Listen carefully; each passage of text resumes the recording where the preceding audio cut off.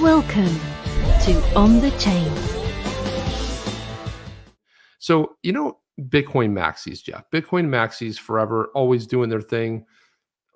John Deaton brought the severe smackdown mic drop on none other than Max Keiser, who is one of the most prominent and most well-known Bitcoin maxis to this date. And he never came around. He's just Bitcoin, Bitcoin, Bitcoin, Bitcoin. Okay, that's great. You love it, but his position is messed up. And I'll put this one up here. Look at this one here. So here we have Max Keiser said, the SEC is right to shut down everything, but not Bitcoin as an unregistered security. You're defending a criminal racket. If you're defending XRP Ripple, shame Twitter.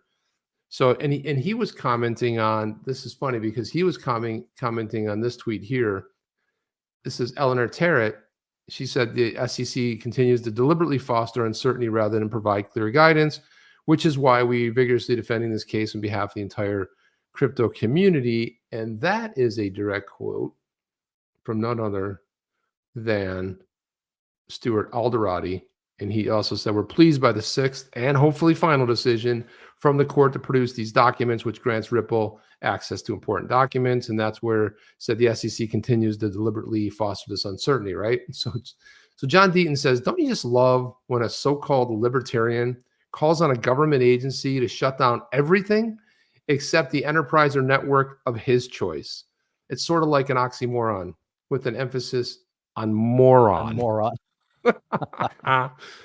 Mic drop. Ring. That was phenomenal. And, and it's so funny because I saw John Deaton is your hero. Yeah, he is your hero. And I saw Alchemist say something else that I wanted to comment on. I said, oh gosh, we have too much stuff to get into here. And so there you go. So don't you love it? Here's somebody, a libertarian, which a libertarian's belief will be counter to this, except shut it down, shut it down.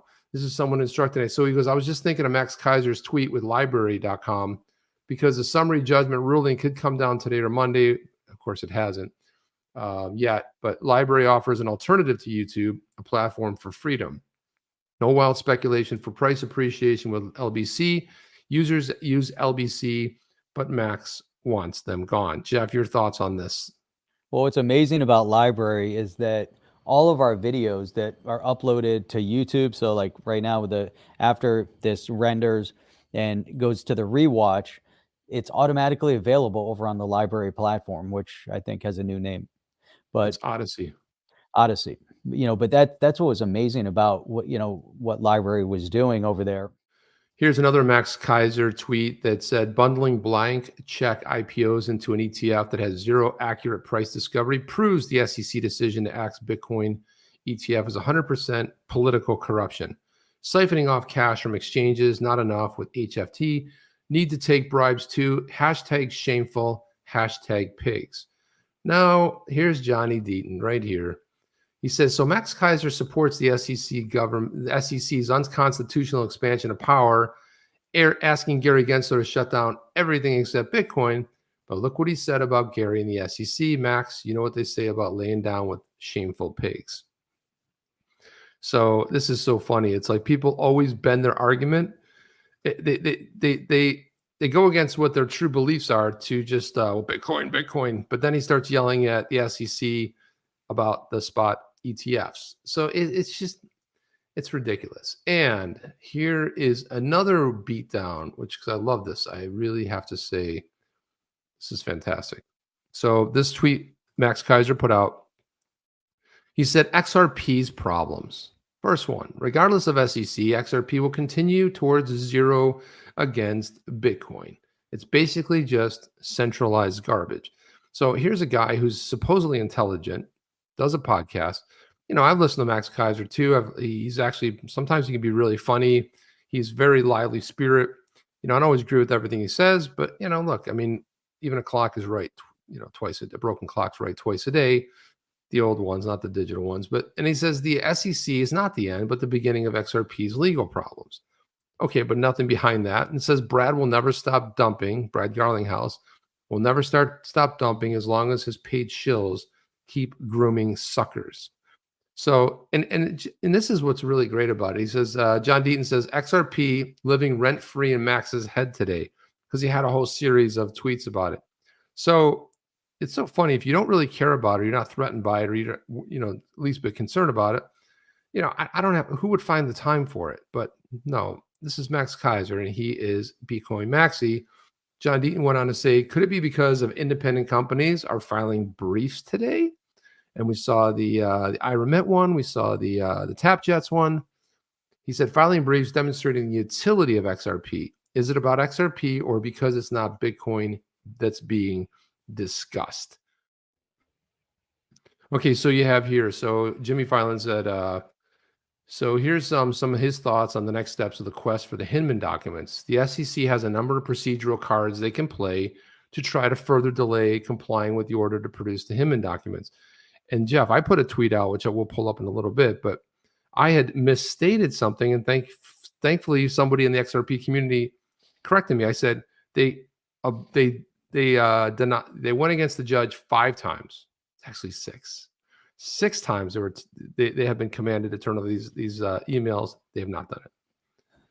So the SEC has a number of procedural cards, right? So more delays coming. Let's see. So first, they can ask Judge Torres to reconsider her order overruling the SEC objection. How do you think that's going to go over, Jeff? Not well. Like a fart in church. So here we go. Second, they could skip the motion for reconsideration and just ask her to certify the appeal of the decision she issued today. How do you think that's going to go over? That's a good one. They asked her to certify an appeal. I don't think that'll go over well. Yeah, I mean, you're not going to appeal the decision. She's not going to overrule. She's not going to reconsider. But again, you just keep you delay it, and you're really getting in the good graces of the judge when you keep doing this.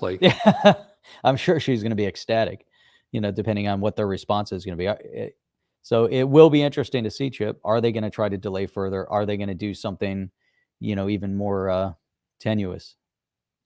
Yeah, and also third, they could go into the Court of Appeals directly on a petition for the writ of mandamus.